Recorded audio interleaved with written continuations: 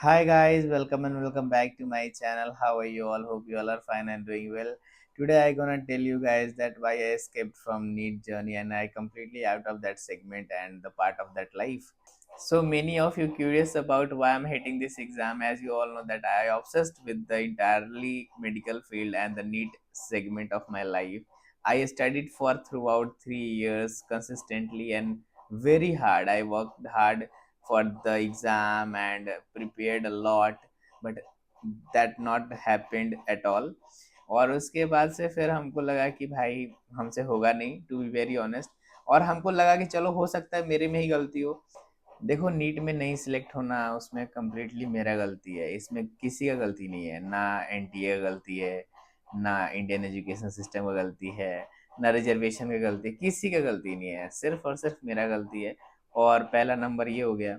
और दूसरा नंबर की मेरा भाई बोल रहा था कि भैया नीट में सिलेक्ट होना लक का भी बात है, क्योंकि बहुत सारे नंबर ऑफ एस्पिरेंट्स हैं और नंबर ऑफ सीट्स बहुत कम है। और इसके साथ साथ सबको एमबीबीएस ही चाहिए। हो सकता है कि मेरे में मेरा थोड़ा सा प्रिपरेशन कम रहा हो, क्योंकि हम जो सेकेंड जो था हमारा री नीट वाला, उसमें पढ़े नहीं थे, क्योंकि उनको पता था होगा नहीं। और मे भी शायद वो मेरा गलती था, क्योंकि पढ़ लिए होते तो शायद हो जाता। लेकिन कोई बात नहीं, अच्छा हुआ जो हुआ, अच्छा हुआ जो होता है, अच्छा होता है, विधि का विधान है। और हम अभी जिस चीज़ के लिए प्रिपरेशन कर रहे हैं वो बहुत अच्छा है मेरे लिए, हमको बहुत मज़ा आ रहा है पढ़ने में। ठीक है। और ये जो है, मे बी कैमरा में रिवर्स है, but it good for me.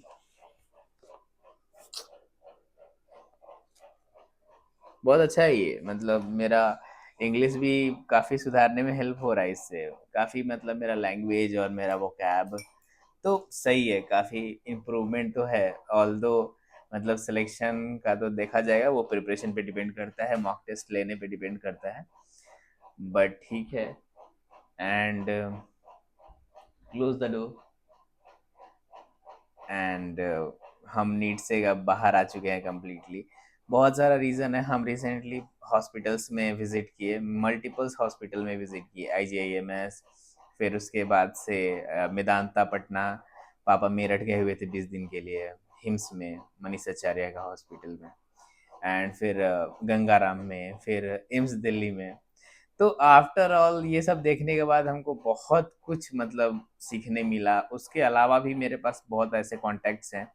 Like एक फ्रेंड है, उसका हॉस्पिटल बंद हुआ 15 दिन के लिए एक छोटे से केस की वजह से, कि पेशेंट जो है थोड़ा क्रिटिकल कंडीशन में था, उसको रेफर करना एक्सेट्रा। बहुत सारे ऐसे फेसेस जो है फेजेस देखने मिल जाते हैं हॉस्पिटल ड्यूटी में, क्योंकि इंसान को इमोशन तो कहीं नहीं जा रहा, ठीक है। और इसकी वजह से बहुत सारे ये ऐसे कॉम्प्लिकेशंस देखने मिलते हैं, ये सब का भी एक रीज़न था। प्लस में आई डोंट थिंक कि मेडिकल में इतना पावर है, हमको थोड़ा सा पावर के पीछे जाना था। मान लो कि हम एमबीबीएस कर भी लेते हैं, मेरे ब्लड लाइन में कोई डॉक्टर नहीं है, मेरे पास हॉस्पिटल नहीं है, हमको किसी और का ड्यूटी बजाना पड़ेगा पहली बात। और उस वो अपने हिसाब से शिफ्ट देगा कि भाई आपको 72 घंटे काम करना है, इतना घंटे काम करना है, आपको रात भर सर्जरी करना है, रात भर सोना नहीं है, उसके बाद से रात भर पेशेंट को एनालाइज करना है, एक्सेट्रा एक्सेट्रा। तो as per I am a bania, so I want that flow of money. And वो मेडिकल फील्ड में हमको कहीं ना कहीं दिख नहीं रहा था। और उसमें जो है ना कि स्ट्रेस बहुत ज़्यादा है और पावर है नहीं, तो हम एक ऐसे चीज़ के लिए हम नहीं जा सकते। और यहाँ पे जो है डॉक्टर्स का कोई वैल्यू नहीं है, ना डॉक्टर्स को कोई इज्जत देता है। डॉक्टर्स को लोग नहीं अच्छा मानते, पता नहीं क्यों, कोई खुशी से पैसा भी नहीं देता। सो बहुत सारे रीजन से डॉक्टर को कोई भी आए दिन मार देता है, पीट देता है, ये सब केसेस हम देख के रिसेंटली, इसी वजह से तो ये सबसे मेन रीजन था मेरा मेडिकल फील्ड छोड़ने का, कि एक डॉक्टर को जो है कि पीट दिया गया बहुत बुरी तरीके से। डॉक्टर्स डॉक्टर्स के पास कोई सिक्योरिटी नहीं है। और एक हमारा फ्रेंड है मयंक, जो कि बेतिया का है, उसकी दीदी फॉरेन से एमबीबीएस की हुई है। और वो बता रहा था कि उनको प्राइवेट क्लिनिक खोलने का अलाउ नहीं है बिहार में, कोई नया रूल लगा है शायद, ये सही है कि गलत, हम इस चीज़ का नहीं जानते, ठीक है। हो सकता है ये गलत हो, उसको भी उतना नॉलेज नहीं है, ठीक है, क्योंकि वो खुद बाहर पढ़ दिल्ली में पढ़ता है, उसको उतना मेडिकल फील्ड के बारे में जानकारी नहीं है। बट वो अब जो है कि सिविल सर्विसेज का प्रिपरेशन कर रही है after MBBS, like BPSC UPSC, ठीक है। तो कहने का मतलब फॉरेन में जाके 25-30 लाख रुपए लगा के एमबीबीएस करो, फिर आके यहाँ पे सिविल सर्विस का तैयारी करो। That not good for me, that not good for anyone.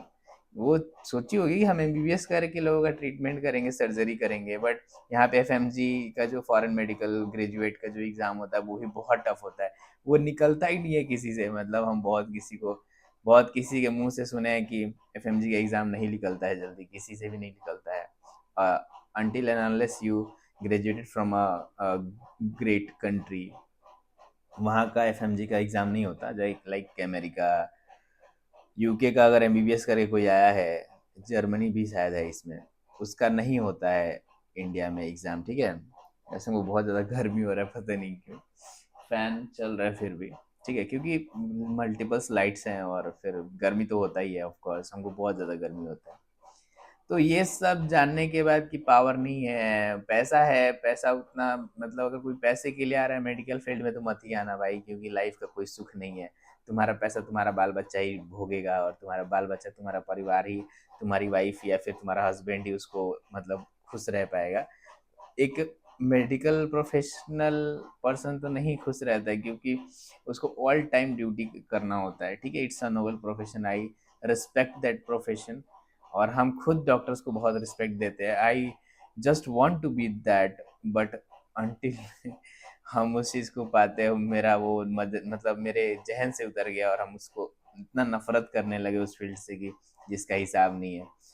और बहुत कुछ सीखे हम इस बीच में, जो 3 साल का मेरा जर्नी था नीट का, बहुत कुछ सीखे, उसको हम नेक्स्ट वीडियो में कवर अप करेंगे, ठीक है।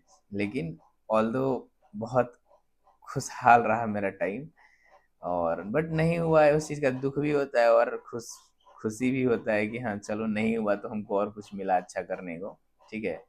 और हम अच्छा ही चीज़ मतलब हाथ में लिए हैं, मे बी, आई विश, और ऊपर वाले से यही प्रार्थना है कि वो हो जाए, और मेरा मेहनत तो उसमें है ही। जब हम स्टार्टिंग में नीट का प्रिपरेशन करते थे तो सोचते थे कि यार मेडिकल फील्ड बहुत अच्छा होगा और बहुत ऐश करते होंगे लड़के और बहुत मज़े करते होंगे, और मतलब ऐसा लाइफ की जो सोचा भी नहीं होगा कोई भी, ठीक है, जो कि हम लोग को चकाचौंध दिखा दिया जाता है वीडियोस में, बट ऐसा कुछ नहीं होता।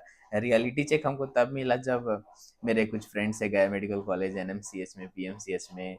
तो 5-10 फ्रेंड्स हैं मेरे जो कि एमबीबीएस कर रहे हैं गवर्नमेंट मेडिकल कॉलेज से। प्राइवेट मेडिकल कॉलेज से भी गवर्नमेंट मतलब पढ़ने वाले दोस्त हैं मेरे, श्रीधर है, फिर आर्यन पटेल है जो कि साउथ इंडिया में वो एमबीबीएस कर रहा है, वो भी प्राइवेट से 70-80 लाख दे के। और उसके अलावा फॉरेन में भी जो है कि मेरे कुछ फ्रेंड्स हैं, काफ़ी करीब करीब फ्रेंड्स हैं मेरे जो कि फॉरेन से भी पढ़ रहे हैं, जैसे कि शाहिद है जयपुर का, तो ये लोग पढ़ते हैं मतलब फॉरेन से भी। तो इस सब कुछ देखने के बाद लगा कि भाई जो हम सोचते थे वैसा कुछ भी नहीं है, तो क्यों ना इस चीज़ को हटा ही दिया जाए अपने लाइफ से। और इसके अलावा भी बहुत अच्छा चीज़ करने को है, बिजनेस है, उसके अलावा पढ़ाई है, दूसरा पढ़ाई है।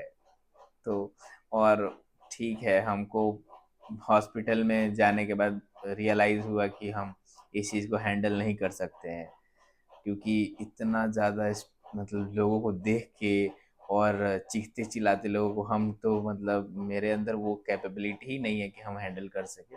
वो ठीक है कि टाइम के साथ आ जाता है वो लोगों में कि हाँ उसको कैसे, उसका यूज टू हो जाता है लोग डॉक्टर्स जितने भी हैं, बट हमको फिर भी लगा कि हम कभी नहीं हो पाएंगे और बहुत मुश्किल होगा मेरे लिए ये सब चीज़ हैंडल करना। तो कहीं ना कहीं हम अच्छा किए जो भी किए अपने लाइफ का डिसीजन लेने के लिए, ठीक है। So tell me in the comment section कि तुम लोग क्या सोचते हो मेरे इस ओपिनियन और पॉइंट ऑफ व्यू के बारे में। ओपिनियन जरूर देना अपना, and thanks for watching and hope you like this video. Do like share and subscribe to my YouTube channel. अगर अभी तक मेरा चैनल सब्सक्राइब नहीं किए हो तो चैनल को सब्सक्राइब करके ही जाना। एंड मेरा अपकमिंग ब्लॉग, क्योंकि अभी हमको कहीं घूमने जा नहीं रहे, क्योंकि हम पढ़ते हैं, लाइब्रेरी जाते हैं, पढ़ते हैं, मेरा मतलब स्केड्यूल ऐसे ही बहुत टाइट है। तो I just have to sit on the chair and open the camera and just tell whatever I want, मतलब ऐसे करके ही कुछ भी बोल दो, मतलब जो पसंद हो, मन का बात हो, जैसे मोदी जी करते हैं ना मन का बात, वैसे ही हम भी मन का बात कर रहे हैं। So that's the end of the video, guys. Thanks for watching. Do like, share, and subscribe to my YouTube channel. Subscribe करके ही जाना दोस्त. Okay, bye bye, take care.